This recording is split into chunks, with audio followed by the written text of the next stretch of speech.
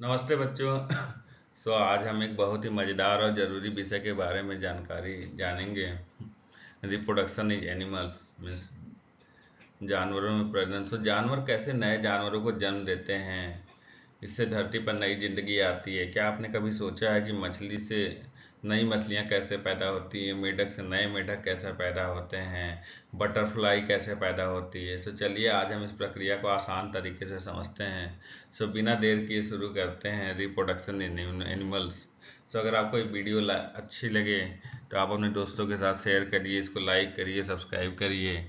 हम लोग और भी कंटेंट लाते रहेंगे जो आपके लिए, आपके एग्ज़ाम के लिए, आपके नॉलेज के लिए हेल्पफुल होगी। चलो स्टार्ट करते हैं रिप्रोडक्शन एनिमल्स। स्टूडेंट्स, आज हम लोग का एजेंडा होगा रिप्रोडक्शन के बारे में। व्हाट इज रिप्रोडक्शन हम लोग पहले पढ़ेंगे, ठीक है। फिर हम लोग देखेंगे व्हाट इज मेमल्स, मेमल्स क्या होता है। एनिमल्स डैट प्रोड्यूस बेबी, जो एनिमल्स बेबी प्रोड्यूस करते हैं उनके बारे में हम पढ़ेंगे। कुछ एनिमल्स ऐसे होते हैं जो एक के थ्रू बेबी उनका होता है, तो animals that lay eggs. Life cycle of hen पढ़ेंगे हम, और लाइफ साइकिल ऑफ फिश पढ़ेंगे हम लोग, और लाइफ साइकिल ऑफ बटरफ्लाई पढ़ेंगे। तो इस तरह करके हम हैंस, फिश और बटरफ्लाई की लाइफ साइकिल पढ़ेंगे, और हमें देखेंगे कि जो एनिमल्स होते हैं रिप्रोडक्शन कैसे करते हैं। चलो स्टार्ट करते हैं फ्रेंड्स। पहला है व्हाट इज रिप्रोडक्शन, ठीक है। तो यहाँ पे हम रिप्रोडक्शन के बारे में पढ़ेंगे। तो रिप्रोडक्शन के बारे में लिखा हुआ है what is reproduction. Living things like plant and animal reproduce. जो भी लिविंग थिंग्स होते हैं, लिविंग थिंग्स कौन से थिंग्स होते हैं? लिविंग थिंग्स वो होते हैं जो पैदा होते हैं, फिर कुछ समय बाद वो मुरझा भी जाते हैं या फिर डिके हो जाते हैं। प्लांट्स और एनिमल्स होते हैं जो सांस भी लेते हैं, पानी भी लेते हैं, धूप भी लेते हैं अपनी लाइफ सरवाइव करने के लिए। Reproduction is the process by which living thing make new babies or young ones. Reproduction एक ऐसा प्रोसेस है जिसमें लिविंग थिंग्स न्यू बेबीज बनाते हैं और उनका पालन पोषण करते हैं। All the animals, plants and humans reproduce to make sure their species continue to live on the earth. इनकी पूरी कोशिश होती है, जितने एनिमल्स होते हैं, प्लांट्स होते हैं या फिर ह्यूमन होते हैं, कि वो अपनी तरह के बच्चों को रिप्रोड्यूस करते रहें ताकि उनका जो अस्तित्व कह सकते हैं, हम एग्जिस्टेंस कह सकते हैं, वो अर्थ पर बना रहे।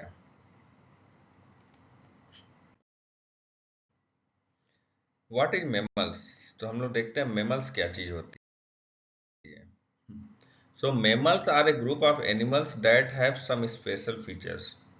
तो मेमल्स कुछ नहीं होता, कुछ एनिमल्स का ग्रुप होता है जो जिनके जिनके एक तरह के फीचर्स होते हैं, एक तरह के एट्रीब्यूट होते हैं, वो एक ही तरह बिहेवियर करते हैं। Here are the main things that make an animal and mammal. तो यहाँ पे उन मेमल्स के बारे में कुछ बताया गया है, जैसे warm blooded. Mammals can keep their body temperature the same even if it is cold और हॉट आउटसाइड।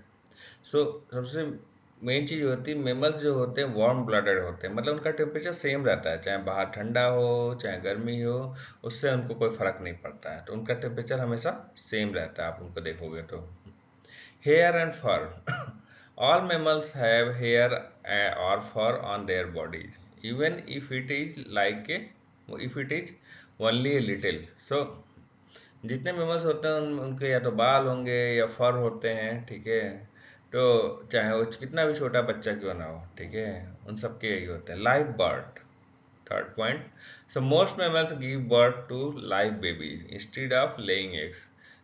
मैक्सिमम एनिमल्स जो होते हैं वो लाइव बेबी पैदा करते हैं, मतलब वो कुछ कुछ कुछ बेबीज ऐसे होते हैं जो लाइव पैदा होते हैं, अपनी माँ से निकलते हैं, या फिर कुछ ऐसे होते हैं जो अंडे में से बच्चे निकलते हैं। तो जो मेमल्स होते हैं, मैक्सिमम मेमल्स जो होते हैं वो लाइव बेबीज पैदा करते हैं। Milk for babies, mammal mothers feed their babies milk from their own body. जो बेबीज होते हैं उनकी जो मदर्स होती हैं, ठीक है, तो वो अपने बॉडी से ही उनको दूध पिलाते हैं, उनकी जो माँ होती हैं। और examples of mammal include humans, cats, dogs, elephants और वेल्स। सो मेमल्स का एग्जाम्पल क्या होता है? ह्यूमंस होते हैं, हम इंसान, कैट, बिल्लियाँ, डॉग्स, एलिफेंट्स और व्हेल होता है। Next is animals that produce baby. कुछ एनिमल्स होते हैं जो बेबी ही प्रोड्यूस करते हैं, उनके बारे में पढ़ेंगे। So these animals give birth to live young ones instead of laying eggs. कुछ एनिमल्स ऐसे होते हैं जो अंडा न देके डायरेक्ट लाइव बेबी ही रिप्रोड्यूस करते हैं। Here are the few examples of the animals that produce baby. So यहाँ पे हम कुछ एग्जाम्पल दे रखे हैं, ठीक है, जिनके बाद जो अपने बेबीज पैदा करते हैं, जिसमें पहले सबसे टॉप पे आता है humans. Mothers give birth to live babies. यहाँ पे क्या होता है, मदर्स जो होते हैं लाइव बेबी पैदा करती हैं, ठीक है। डॉग्स, डॉग्स क्या पैदा करते हैं? पपीज, छोटे छोटे पपीज आपने देखा होगा, ठीक है। तो ये डायरेक्ट बेबी प्रोड्यूस करते हैं, ये एक एक नहीं प्रोड्यूस करते। Cats, they give birth to kittens. Cats के जो बच्चे होते हैं किटेंस बोलते हैं उनको, तो ये किटेंस प्रोड्यूस करते हैं। एलिफेंट, एलिफेंट कॉर्प्स प्रोड्यूस करते हैं। Whales, they give birth to live young ones in the water. ये सीधे वाटर में प्रोड्यूस करते हैं, एकदम अपनी तरह बच्चा पैदा करते हैं। So these animals care for their babies and mothers often feed them milk until they grow older. So ये जो एनिमल्स होते हैं वो अपने डायरेक्ट बेबीज प्रोड्यूस करते हैं और अपने बॉडी से ही उनको बच्चों को दूध पिलाते हैं अपने, ये ठीक है, जब तक वो थोड़े बड़े नहीं हो जाते हैं। अब हम उन एनिमल्स के बारे में पढ़ेंगे जो एग के थ्रू पैदा होते हैं। सो उन एनिमल्स को हम क्या बोलते हैं? Oviparous animals. बहुत इंपॉर्टेंट क्वेश्चन है। उन एनिमल्स को क्या बोलते हैं? ओविपेरस एनिमल, जिनके बच्चे एग के थ्रू पैदा होते हैं, ठीक है। These animals reproduce by laying eggs and their babies hatch from these eggs after some time. So वो एनिमल्स क्या करते हैं, पहले अंडा देते हैं, फिर वो अंडे को कुछ समय तक वो हर एनिमल्स का अलग अलग ड्यूरेशन होता है, वो अंडा उस समय तक रहता है, फिर वो हीट पाके अपने आप उसमें से बेबी निकलता है, ठीक है। Here are some animals, some examples of the animals that lay eggs. तो यहाँ पे कुछ एग्जाम्पल्स दिए हुए हैं, जिसमें से पहला है बर्ड्स। तो कुछ बर्ड्स ऐसे होते हैं जो एग्स देते हैं, जिसमें कौन कौन सा आता है? Chickens, dogs, eagles and maximum all birds. तो मैक्सिमम बर्ड्स ऐसे ही होते हैं जो सीधे अंडा प्रोड्यूस करते हैं। Reptiles, animals like snakes, turtles and lizards, ये भी एग के ही थ्रू प्रोड्यूस होते हैं। Fish, fish lay eggs in the water. Fish के अंडे कहाँ होते हैं? वाटर में ही होते हैं। वेयर द यंग हैज, वहाँ पे जब वो बच्चे थोड़े बड़े हो जाते हैं अंडे में, तो अंडा फोड़ के वो बाहर निकल आते हैं। Insects, insects like butterfly, bees are ant leg eggs. कुछ इंसेक्ट ऐसे होते हैं जैसे बटरफ्लाई है, बी है, एंट है, वो भी अंडे के थ्रू होते हैं। एम्फीबियंस, एम्फीबियंस क्या होते हैं? Frogs and salamanders lay their eggs in the water. ये सब भी अपने अंडों को कहाँ पे रखते हैं? पानी में ही रखते हैं, जिससे बच्चे बाद में निकल के आते हैं। सो दीज एनिमल्स प्रोटेक्ट और care of their eggs until they hatch into young one. तो जब ये एनिमल्स क्या करते हैं, पहले अंडा निकलता है इनसे, तो जो अपने जो एग एग होता है, ठीक है, उसको वो पूरी सेफ्टी करते हैं जब तक उसमें से उनका बच्चा नहीं बाहर आ जाता है। पार्ट ऑफ एग अब जो अंडा होता है उसके डिफरेंट पार्ट्स होते हैं। पहला पार्ट होता है योल्क, येलो वाला। वाइट वाला होता है एल्बुमेन, और जो सबसे बाहर होता है वो सेल। तो सबसे बाहर से हम शुरू करते हैं। Shell, outer covering of an egg usually thin and protect the growing baby और एम्ब्रायो। ये अंडे का सबसे बाहर का कवर होता है, जो थोड़ा सा स्ट्रॉन्ग टाइप का होता है, ठीक है, सबसे बाहर होता है, और ये थोड़ा सा पतला होता है, ठीक है। और ये क्या करता है, जो ग्रोइंग बेबी होता है उसको प्रोटेक्ट करता है बाहरी इन्वायरमेंट से। Then come on एल्बुमेन। एल्बुमेन क्या होता है? White jelly like substance present within the egg shell. Egg shell के अंदर एक सफ़ेद रंग का जेली टाइप की चीज़ होती है, जिसको हम बोलते हैं एल्बुमेन। इसमें प्रोटीन काफ़ी ज़्यादा मात्रा में पाया जाता है और न्यूट्रिशन भी पाया जाता है, तो ये एम्ब्रायो के ग्रोथ के लिए बहुत हेल्पफुल होता है। Next come on yellow part. Yellow part को हम बोलते हैं yolk. So yellow part of an egg contains fats, minerals and vitamins and provide food to the growing embryo. तो येलो पार्ट में क्या क्या चीज़ें मिल जाती हैं हमें? फैट मिल जाता है, मिनरल्स मिल जाता है और विटामिन मिल जाता है। तो ये अंडे के अंदर ये सारी चीज़ें मिल गई, ठीक है। इससे प्रोटीन मिल गया, मिनरल्स मिल गया, न्यूट्रिएंट्स मिल गया, ठीक है। और इससे आपको फैट मिल गया, विटामिन मिल गए। तो जो अंदर जो बच्चा पल रहा होता है उसके लिए सफिशिएंट होता है, वेल सफिशिएंट उसको ग्रो अप करने के लिए। फिर जब वो थोड़ा सा ग्रो हो जाता है तो ये एक सेल को तोड़ के ये बाहर आ जाता है बच्चा। लाइफ साइकिल ऑफ हैन। अब हम हैन की लाइफ साइकिल पढ़ते हैं, हैन कैसे प्रोड्यूस होता है। सो हैन के लाइफ साइकिल में डिफरेंट स्टेजेज होती है। पहला होता है एग, दूसरा होता है इनक्यूबेशन, थर्ड होता है हैचलिंग, फोर्थ होता है चिक। एग क्या होता है? So the life cycle start when an hen lays on egg. तो लाइफ साइकिल बेसिकली स्टार्ट ही वहीं से होती है जब एक hen एक अंडा निकालता है, ठीक है।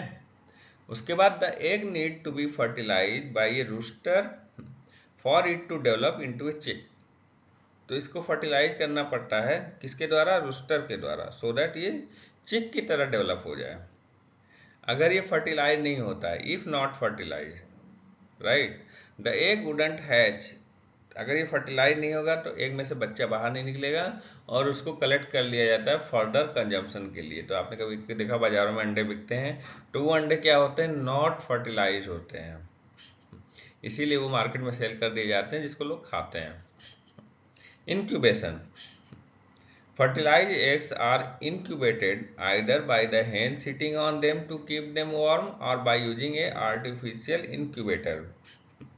मुर्गी ने जब अंडा दे दिया, ठीक है, अब उसको क्या करना होता है? उसको हीटअप करना होता है। तो हीटअप करने के लिए क्या करती है? हैन ही उसके ऊपर बैठ जाती है प्रोटेक्ट करते हुए, ठीक है। एक तो वो प्रोटेक्ट भी करती है और उस एग को गर्म रखती है वो, ठीक है, जिससे बच्चे का डेवलपमेंट अच्छे से हो जाए। अदरवाइज आर्टिफिशियल इंक्यूबेटर भी आते हैं जिसका यूज करके हम उसे हैन की तरह हम उसे गर्म कर सकते हैं। और this period typically last about 21 days.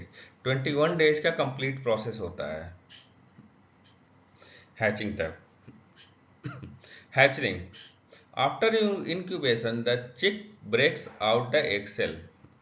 जब इंक्यूबेशन का प्रोसेस कंप्लीट हो जाता है 21 डेज का, तो जो अंदर जो चिक होता है वो अपने आप ब्रेक करके एग सेल को ब्रेक करके बाहर आ जाता है।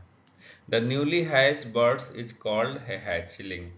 तो जो नया बर्ड निकल के आता है उसको हम क्या बोलते हैं? Hatchling. At this stage the chick is wet and weak but soon dries out and start to move around. तो जैसे ही उसमें से हैचलिंग होकर बाहर निकलता है, ठीक है, अंडे में से, तो वो चिक बहुत वेट होता है, वेट होती है और बहुत कमज़ोर होती है, ठीक है। फिर वो अपने आप थोड़े में ड्राई कर जाती है और फिर इधर उधर घूमने लगती है। नाउ लास्ट पार्ट इज चिक। For the first few weeks the चिक ग्रो रैपिडली। शुरू के कुछ हफ्तों में वो बहुत तेज ग्रो अप करती है चिक। डेवलपिंग फीडर्स डेवलप होते हैं, उसमें स्ट्रेंथ आता है और chick are fed a high protein diet which help in their growth. और प्रोटीन डाइट से उसके ग्रोथ में काफ़ी हेल्प मिलती है। They are usually kept in a safe warm environment as they are vulnerable to predators और environment factors. तो environment factor से या जानवरों से बचाने के लिए उसको एक गर्म प्लेस पे रखा जाता है जो उसके लिए काफ़ी हेल्पफुल होता है।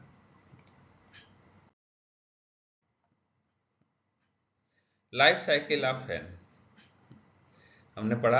अब हम इसके बारे में और भी आगे फर्दर होता है। फर्दर क्या होता है? पुलेट और कॉकरेल। पुलेट को हम क्या बोलते हैं? यंग हेन को बोलते हैं पुलेट और यंग रूस्टर को हम बोलते हैं कॉकरेल। सो वो जैसे जैसे बड़े होते जाते हैं the differentiation between male cockerels and female pullet becomes apparent. So जो मेल पार्ट होता है उसको हम बोलते हैं pullet, no sorry, cockerels. Males part जो होते हैं कॉकरेल्स और जो फीमेल होते हैं उनको हम बोलते हैं पुलेट। So pullets are young hens that have not yet started laying eggs. सो पुलेट जो होते हैं अभी नए नए होते हैं, जो अभी एग देना शुरू नहीं करते। एडल्ट हैन, उसमें दो तरह के होते हैं, एक मेल होते हैं एक फीमेल होते हैं। तो जो मेल होते हैं उनको हम बोलते हैं कॉकरेल्स, और जो फीमेल होते हैं उनको हम बोलते हैं पुलेट्स। सो एडल्ट हैन के बारे में पढ़ते हैं। एडल्ट हैन मतलब pullet. A pullet becomes a hen once she starts laying eggs. जब वो पुलेट एग देना शुरू कर देता है तो उसे हम एडल्ट हैन बोलते हैं। वो लगभग 6 महीने के बाद वो शुरू कर देता है। So the hen will enter a cycle of laying eggs which can continue effectively for several years. Mature hen, as a hen ages, her egg production will gradually decrease। जैसे जैसे hen बड़ा होता जाता है उसका फिर प्रोडक्शन करने की पावर कम होती जाती है। So older hens are sometimes kept as a part of flock for their experience in helping to calm younger birds, or they may be culled। So younger birds के लिए उनको रखा जाता है। So life cycle of hens कहाँ से शुरू होती है? एक से।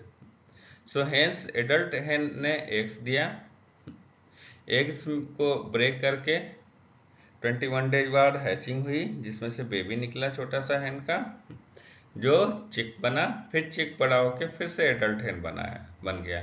तो ये है लाइफ साइकिल ऑफ हेन कहलाती है। Eggs, hatching, chick and adult hen. Life cycle of frog, हम पढ़ेंगे फ्रॉग की लाइफ साइकिल क्या होती है। सो फ्रॉग की लाइफ साइकिल में भी अलग अलग स्टेज होते हैं, जैसे egg, tadpole, tadpole with legs, froglet, adult frog. So let's start from eggs.